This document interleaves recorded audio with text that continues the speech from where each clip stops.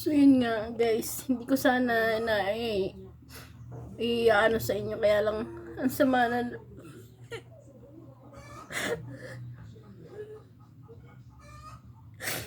Paano ba naman guys?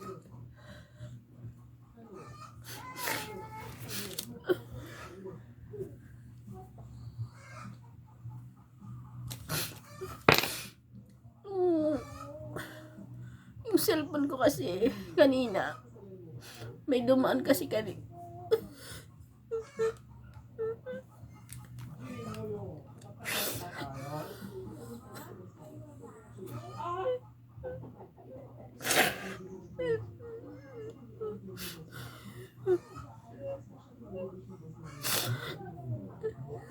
Yung cellphone ko na to doon. Kanina kasi may may may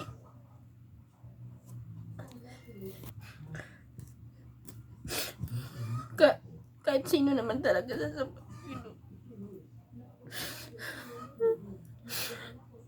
binaya dalaw isa dito tapos di na mabuksan. Buti na lang kama guys, yung anak kong alam niya yung kung paano buksan yung ko sa YouTube, kaya yung binigay niya sa akin para tumigil na yung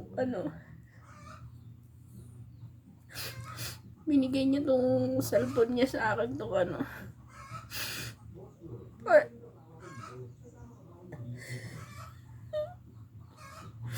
kanina kasi may dumaan na nagtitinapa. Tapos lumabas, namili ako dahil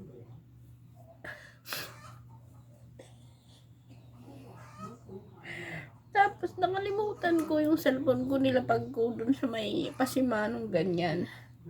Nilapag ko kasi nga namimili ako ng tinapa. Tapos may mga nagtatambay doon ng mga yung kapitbahay kong mga nanay-nanay, tapos nagkukutuhan.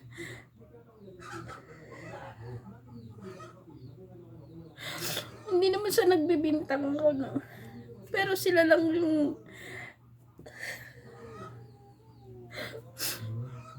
naalala ko na nung naipasok ko na yung binili ko ng tinapa. Tapos nang umupo ako sandali, naalala ko, titingin sana ako ng naalala ko nga pala yung cellphone ko. Naiwan ko dun sa lab.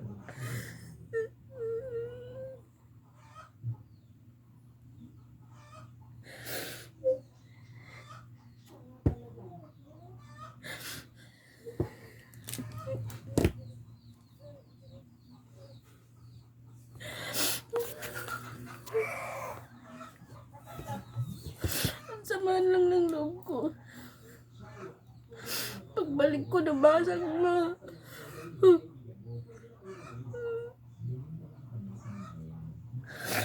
Hindi ko pa nga ito yung babayad.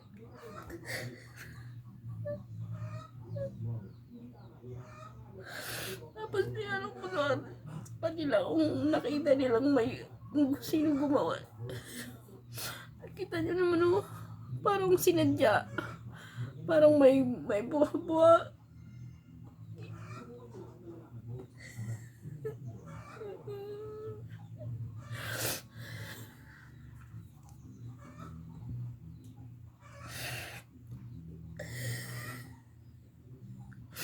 Dito na nga lang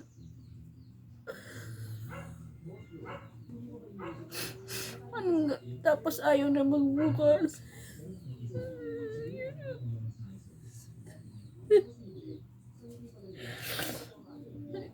Ito nga rin ginagamit ko pag nagbablog ako dito.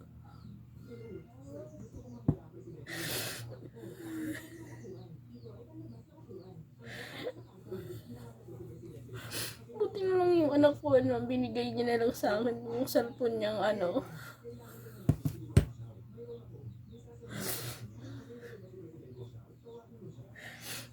cellphone niyang may phone. Para di na raw ako, tumigil na raw sa, kasi nga, inutang ko nga lang, tapos,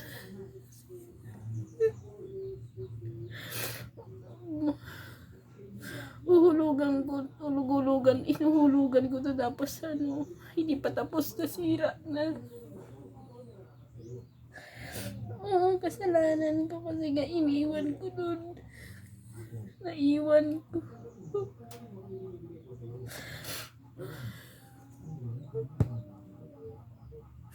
Wala na akong pang